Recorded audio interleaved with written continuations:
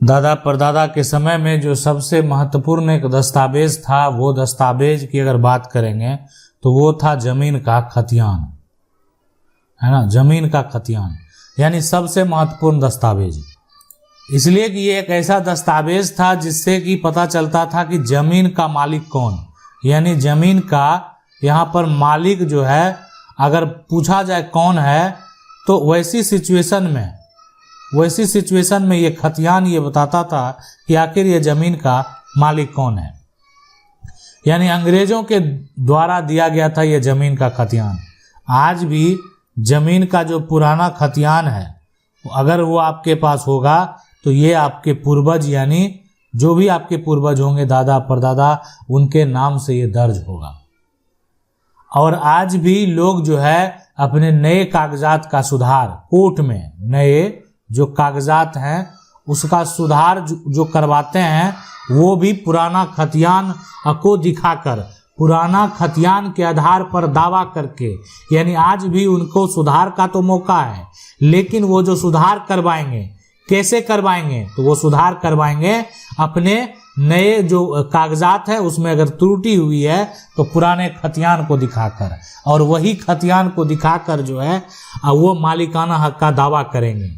Sir, हम लोग का खतियान 1911 में बना हुआ है।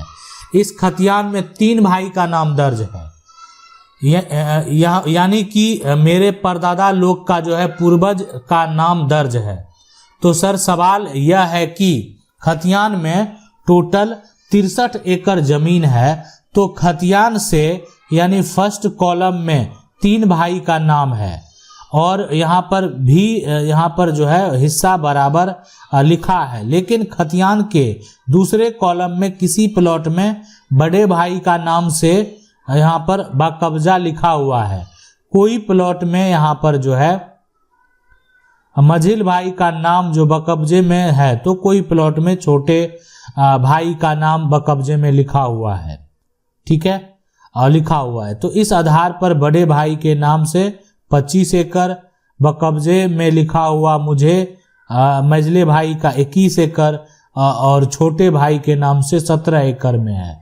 तो सर क्या तीनों भाई के नाम पर देखें जो पुराना कागजात है, तो पुराना कागजात में कहीं ना कहीं जो रहेगा कानूनी तौर पर उसको मान्यता है। कहने का मतलब ये हुआ कि देखें पुराना में बड़े भाई जो हैं, तो बड़े भाई को जो प्लॉट उनके कब्जे में है, ठीक है, अब उसमें दर्ज करवा लिए उस समय, तो कहीं ना कहीं आज जो है और उसी आधार पर वर्तमान में कब्जा भी है। सबसे बड़ी बात है वर्तमान में उसी आधार पर कब्जा है ना।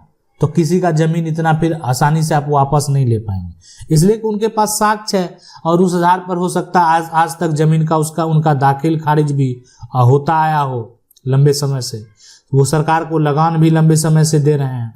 तो ऐसी सिचुएशन में, ऐसी कंडीशन में जो है इतनी आसानी से आप इस प्रॉपर्टी पर दावा नहीं कर पाएंगे, इसलिए कि ओल्ड डॉक्यूमेंट जो है, पुराना कागजात जो है, अब ये अगर नए कागजात में होता, पुराना में सभी का इक्वल होता, तो दावा किया जा सकता था। अभी इतना आसान नहीं है दावा करना। मेरे पिताजी ने जो है 1970 में अपने छोटे भाई के नाम से प्रॉपर्टी खरीदा था, और जिसमें कि हम 27 साल से रह रहे हैं, और मेरे पिताजी जो है 32 साल यहाँ पर नहीं है, यहाँ पर 32 यहाँ पर साल नहीं है, और मेरा चाचा जो है 2 साल नहीं है। जब तक मेरा जो है चाचा था, जब तक वो लोग बोल रहे थे कि यहाँ पर तेरे का हम जो है यहाँ पर बेईमानी नहीं करेंगे, और अब हमारे जो है यहाँ पर धमकी देते हैं कि ये तुम्हारे जमीन नहीं। अब क्या करें? देखें अभी ऐसी सिचुएशन में आप फंस चुके हैं। पिताजी जो है 70 अपने छोटे भाई के नाम से जो है प्रॉपर्टी खरीदे हैं। तो देखें अब क्या होता है कि इस तरह का जो मामला होता है, इसको सही तरीके से आप समझें। हम आपको बता दें कि देखें ये जो जमीन है, मान लेते हैं ये जो है 70 में अगर जो खरीदा गया, ठीक है, अब यानी जो है अब जिसमें क्या प्रॉपर्टी खरीदे थे, जिसमें हम जो है यहाँ पर 27 साल से रह रहे हैं, और जो है 27 साल से ये रह रहे हैं, ठीक है। अब पिताजी खरीदे थे, तो यानी जो बड़ा भाई हैं वो खरीदे, अपने छोटे भाई के नाम से प्रॉपर्टी खरीद लिए। तो अब देखें ये होगा कि जब जो पिता है ना, पिता जब प्रॉपर्टी खरीदे, यानी जब जो है जमीन खरीदे, ये ऐसे समझें, जमीन यहाँ पर खरीदे, तब जो है यानी छोटा भाई क्या करता था, है ना, छोटा भाई का उम्र क्या था, ये सभी मैटर करेगा। ठीक है, मामला जब कोर्ट में होता है ना, हर तरह का सवाल उठाया जाता है कि उस समय क्या करते थे, कैसे आप जमीन खरीद लिए, आज 70 में जमीन खरीदे, कैसे खरीद लिए, पैसा कहाँ से आया। मान लेते हैं छोटा, आप तो छोटा भाई का कोई है नहीं, छोटा भाई खुद नहीं है, तो वैसी सिचुएशन में ये सवाल होगा उनसे या उनसे वंशज से, ये बता सकते हैं जब खरीदा गया तो उनका उम्र कितना था, तो पता चला उम्र तो उनका 10 साल था।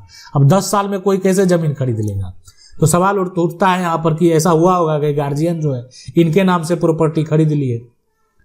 अब बड़ा भाई उस समय गार्जियन थे, बड़ा भाई खरीदे, अब बड़ा भाई का परिवार उसमें रहता है, तो देखें जो भी कारण है, ये अब परिवार रहता है, उसका पोजीशन है, उसके आधार पर अब ये सारे सिचुएशन को देखने के बाद कोर्ट जो है के द्वारा तय किया जाएगा कि आपके पक्ष में फैसला दिया जाता है या आपके पक्ष में फैसला नहीं दिया जाता है। महाशय, रिविजनल खतियान एवं जो है कैडेस्ट्रल खतियान में किसके महत्व अधिक हैं? रिविजनल सर्वे को कब जो है मान्यता प्राप्त हुई है? तो देखें क्या होता है, सबसे पहले कि वर्तमान में जो होगा, यानी वर्तमान में मान्यता की अगर आपने बात किया तो देखें कि ये जमीन का खतियान है, अब ये भी खतियान है और ये भी खतियान है, ये 1908 का खतियान है, ये 1970 का खतियान है और ये 2025 का खतियान है। ठीक है, अब वर्तमान में 2025 जो है वो तैयार हो गया, सरकार ने लागू कर दिया। अब यहाँ पर जो सरकार है, यहाँ पर सरकार के द्वारा और यहाँ पर कोर्ट के द्वारा, ठीक है, तो सरकार जो है अब जो काम करेगी तो नए सिरे से करेगी। आपका क्या त्रुटि हुआ, आप मान्यता की बात कर रहे हैं, तो सरकार जो है 2025 का जो खतियान है उसको अब मान कर चलेगी। जमीन का जो मैप होगा, नक्शा होगा, 2025 में जो बनेगा उसको मान कर चलेगी। ठीक है, आप कहेंगे ये तो इसमें गड़बड़ी है, तो गड़बड़ी है तो सरकार आपको सुधारने का मौका देगी, नहीं सुधार पाए तो कोर्ट जो है ना अब 1970 वाला और 1908 वाला इसको देखकर चलेगी। यानी सरकार के द्वारा जो नए सिरे से कार्य सरकार के द्वारा किया गया, अभी वर्तमान में क्या हो रहा है कि सरकार मान लेते हैं 2025 वाला नहीं आया है, तो सरकार जो है 1970 वाला जो है लेकर चल रही है। सरकार के जो भी अधिकारी हैं यही कागजात देखते हैं, आपका पुराना क्या है नहीं है वो देखते ही नहीं है। आप सरकार के जो एक कह सकते हैं सरकार का जो भूमापी अगर सरकारी अमीन द्वारा होता है तो वहां पर जो नया एक तरह से मैप है उसी से मेजर किया जाता है। आपका पुराना क्या गड़बड़ी हुआ नहीं हुआ उसका आप सुधार करवाइए। अब ये सुधार कौन करेगा? कोर्ट। तो कोर्ट में अगर आप जाएंगे तो 1970 वाला में कहेंगे गड़बड़ी है तो वो देखेगी 1908 वाला। अब 1908 वाला सही पाया जाएगा तो फैसला दे देगा कि सरकार को 1970 वाला सुधारिए, कितना गलत कर दिए हैं, गड़बड़ी कैसे हो गया। तो इसलिए जो है यानी आपका कानूनी मान्यता है, यानी एक को जो है पुराना दस्तावेज जिससे कि आपका आगे वाला जो दस्तावेज बना है उसमें सुधार करवा पाएंगे। लेकिन सरकार का ये जो मान्यता है ये किसका है ये आप समझ गए होंगे कि रिविजनल जो सर्वे है, कैडेस्ट्रल जो खतियान है, यानी दोनों में किसका मान्यता हो गया अब आपको बताने की जरूरत नहीं है। यानी कौन सा कागजात है जो वर्तमान में मान्य है ये आप आसानी से अब समझ गए होंगे। तो ये है पूरा प्रक्रिया अपनी प्रॉपर्टी को प्राप्त करने का। आशा करते हैं वीडियो अच्छा लगा होगा। वीडियो को लाइक जरूर कर दें। चैनल को पहली बार देख रहे हैं सब्सक्राइब करके जो बेल आइकन है उसको जरूर दबा लें। मिलते हैं अगले वीडियो में, तब तक के लिए जय हिंद।